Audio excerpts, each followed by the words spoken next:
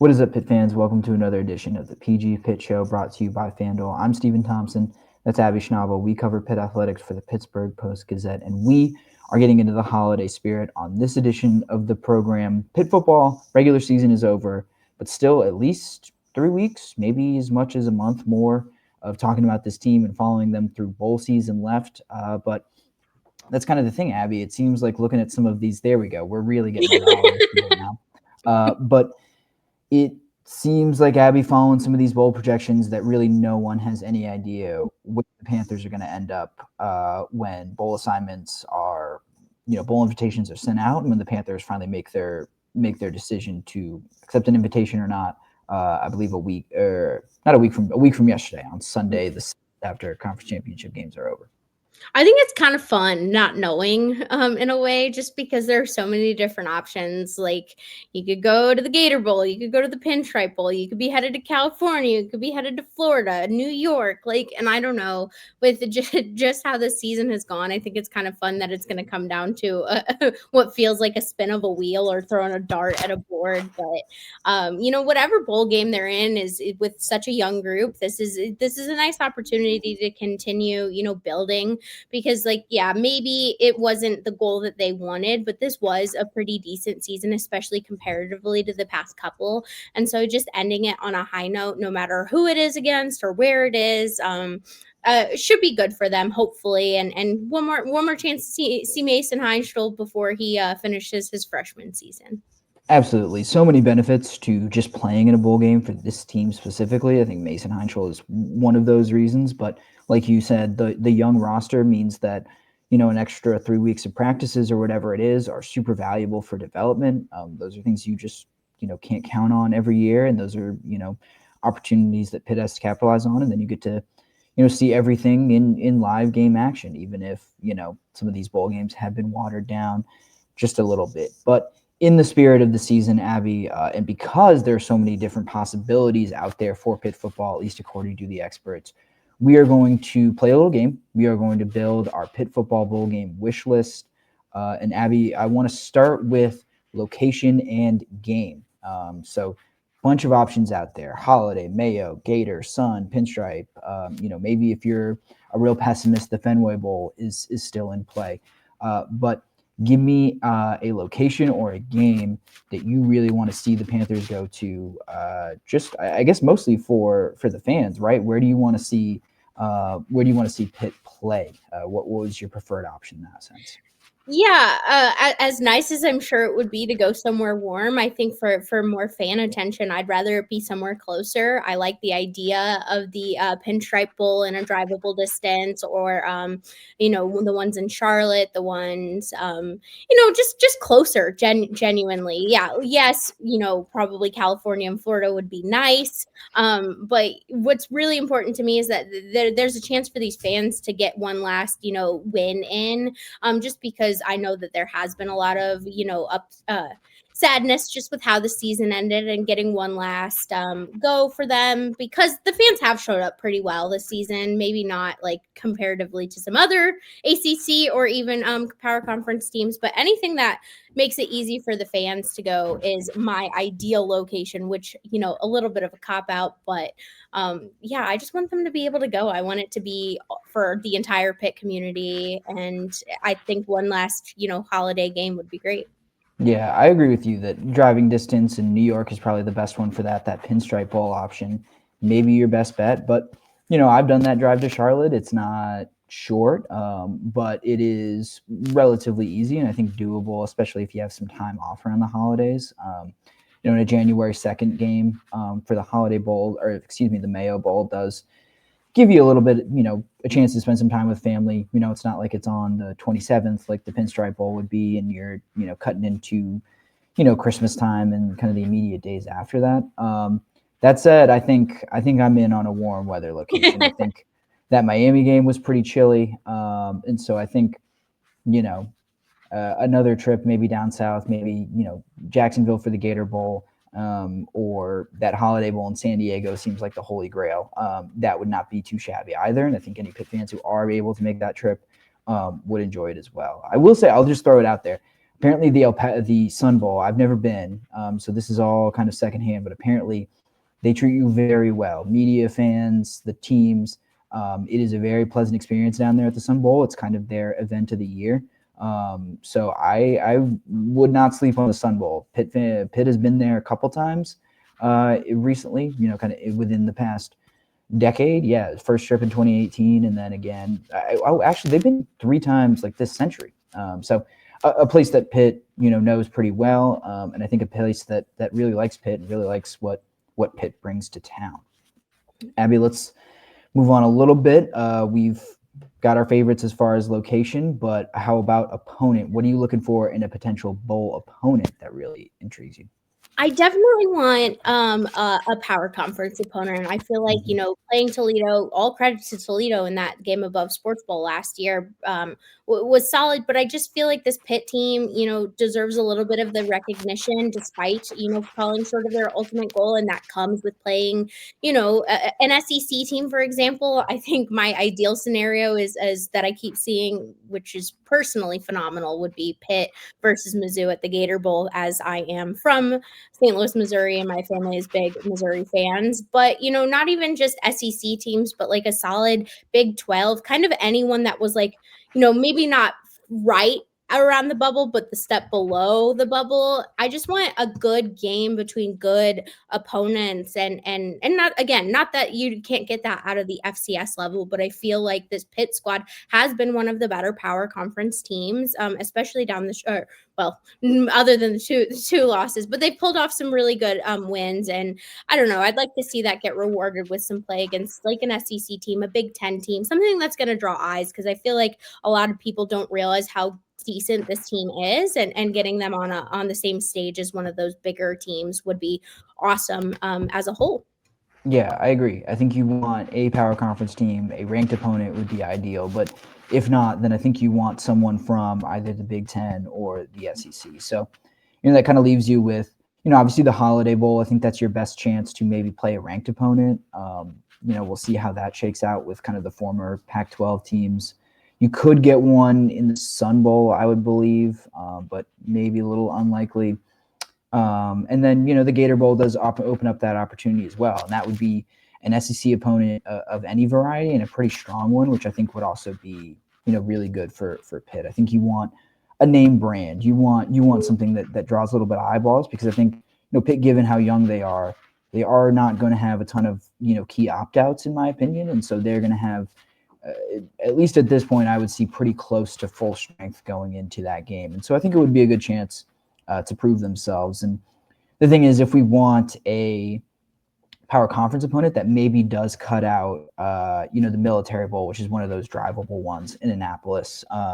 That's a pretty easy trip, and Annapolis is a nice town, especially this time of year. But, if we're looking for, a big name opponent, it's usually, an American Conference team, I think, that goes to the Military Bowl against the ACC. So, if we're picking the ideal bowl, then Military may not fit that bill, but Pinstripe would as well. You probably get a Big Ten team in that group, probably a tier below, right? The Gator or the Sun or the Holiday in terms of quality of opponent. But hey, you maybe even get a chance to play Penn State, which rivalry game. Exactly. It'd be interesting nonetheless, and definitely a game that I think Pitt would be favored in. I think Penn State probably going to have a little bit of an exodus following the end of the regular season. We'll see how that plays out. I think that's just natural when you lose your coach. But yeah, I think you want a brand name of some kind. I don't know how many people would be interested in, rekindling the Penn State rivalry in a bowl game. I think Penn State might not necessarily love that from that end, especially just at this moment. I think they'd rather a better team go into this game. But yeah, I think as long as you get a power conference opponent, you're sitting pretty, and you're really happy with both the opportunity and your chances in that game. Because I think it's more important that Pitt leaves with a win. Getting to 9 wins, I think that would be that's just much different. Finishing 9-4 is different from finishing 8-5. I think Pitt's only had 2 seasons under Pat Narduzzi with 9 wins or more after a bowl game, and so I think doing that would signal a very good season for Pitt, as opposed to just a decent one at 8-4 or 8-5. And finally, Abby, the last thing that we're going to kind of tackle in this segment, and the last thing that we're going to add to our wish list, what do you want Pitt, the actual football team, to get out of this bowl season? Like I said, they're going to have 3 weeks of practices. They're going to have an extra game and maybe an opportunity to prove themselves against a good opponent. But what are you looking for? What's one thing on the football field? One or more. You can throw extra things out there if you want. But what do you want to see from Pitt on the football field this bowl season? I really hope, I get it. It's the seniors' last opportunity to play, and people are probably wanting that. But personally, I want them to really use this as a kind of a preview to really what is coming next year.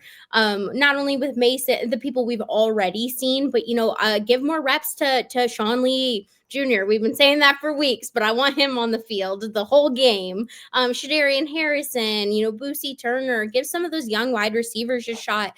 I just feel like this is, the whole theme of the season has been this youth, this upcoming youth showing up. So why not really just show that off one last time? Like, yes, get your seniors in so they can have their one last game, but like, I feel like the more opportunities you give these younger guys to play, especially on hopefully what is a decent stage against the power conference team, it just, starts to create more excitement for next season, which I think is something that, this program could use simply because of how a lot of people were disappointed in how it went. So essentially put it up of like hey, this is us next year with some transfers. We just don't have them yet. And I think that would be really cool to see. I don't think it's going to happen. So if I had to pick something else, give Des Reid one more game and hopefully he gets a couple touchdowns or two, just because I don't feel like we've gotten to see a ton of what makes him so special this season. So I'd like to see, a decent Desmond Reid farewell game if I can't have my dream of all the young guys playing the whole time. Yeah, I'm with you on that. I think Dez really deserves to go out with a bang and looking like the guy that we all know him to be. And the injuries have been a struggle for him for multiple years, but really seemed to hit him hard this year. And so him being able to put some good film out there for NFL teams and just end his Pitt career with something positive, I think would be really, really nice and something that he deserves on a personal and a football level because of how hard that he has worked and how dedicated he has been to the University of Pittsburgh. But yeah, I'm kind of with you on the freshman thing. One more name I'd throw out there is Josh Garrier. They're going to have a couple holes at safety, and so I think it's really important to see if Josh Garrier is, varsity to that extent. If he's ready for prime time, if he's ready to step in the same way that, like Javon McIntyre did his redshirt freshman year in that Sun Bowl win over UCLA. Pitt had a ton of guys opting out, going to the NFL for that game. Among them, Eric Hallett and Brandon Hill. And McIntyre and P.J. O'Brien stepped in and played a really good game. I think McIntyre even had an interception in that game. So that's, among those young guys, Josh Garrier is one of those guys I would like to see if he's ready for that stage, someone that hopefully they can rotate in a little bit. But, if I kind of had to pick something different, I think I would go with, again, another freshman, but kind of building towards next year with some guys that we have seen before. I want to really see that Mason Heintschel, Kenny Johnson connection really flourish.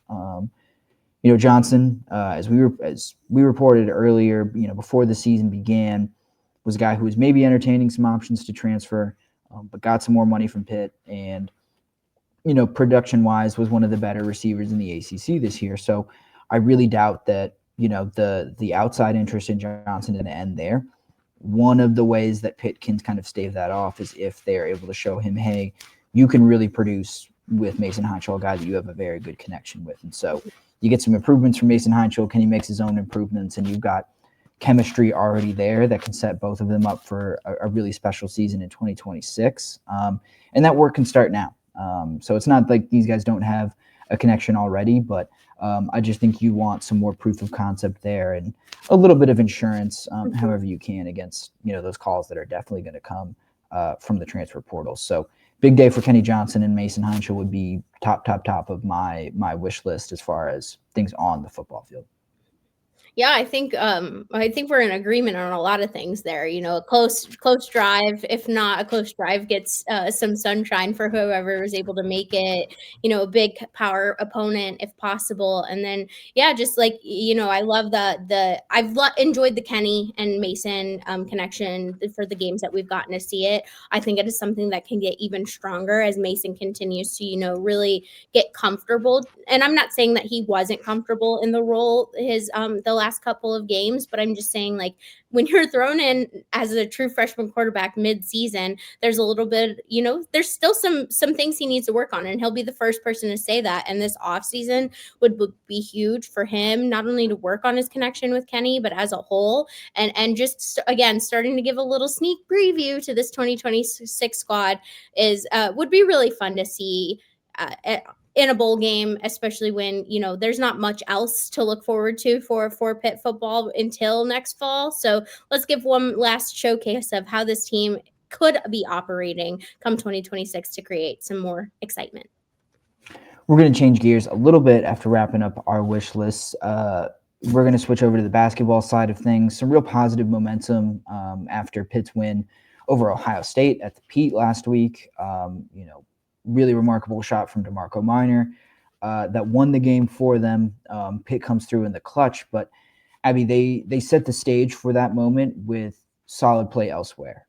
And I want to ask you, as they look forward to a game tomorrow night against Texas A&M at the Pete in the ACC SEC Challenge, what from that Ohio State performance do you think Pitt can carry over into that Texas A&M game and hopefully try to pull out a winning effort?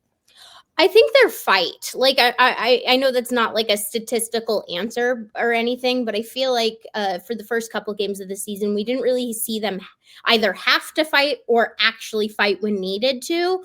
And what I really liked about the Ohio State game was that they never once gave up. They were down at times, they went on slumps at times, but truly into the last seconds, like they were ready. I mean, I keep seeing the picture of DeMarco Minor going up for the shot, but Barry Dunning is right there just in case and could put it back. And that's the kind of fight that I like to see out of a team, especially at a team like Pitt, who doesn't necessarily have the just the best chances at going far and doing particularly great in the ACC. But I want to see them continue to fight, because I think that gives people a lot more hope, instead of just like, sitting back and kind of being like, well, we're not going to beat this team. I do think they can beat Texas A&M. I've been impressed with Texas A&M, but if they can show that, like, hey, we know how to fight, I'd like to see that. I also want to see, I liked the ball movement the other day. I don't think it was sustained the whole 40 minutes. So I would like to see the sustained ball movement, and hopefully that comes with,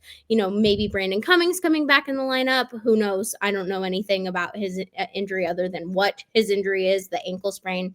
And so, I mean, I just would like to see fight and, keep sharing the ball, because their offense works when they're moving that around. I like both of those. I think the ball movement is a really good point. And, we can call it what it is. Like, Pitt's not going to be the most talented team in the vast majority of the games that they are going to play this season, especially against high major competition. So they need to do things like move the ball, create open shots, and then fight. And I think the thing that I believe is they're most capable of carrying over and sustaining throughout the rest of the year is related to that fight, and that's their defense.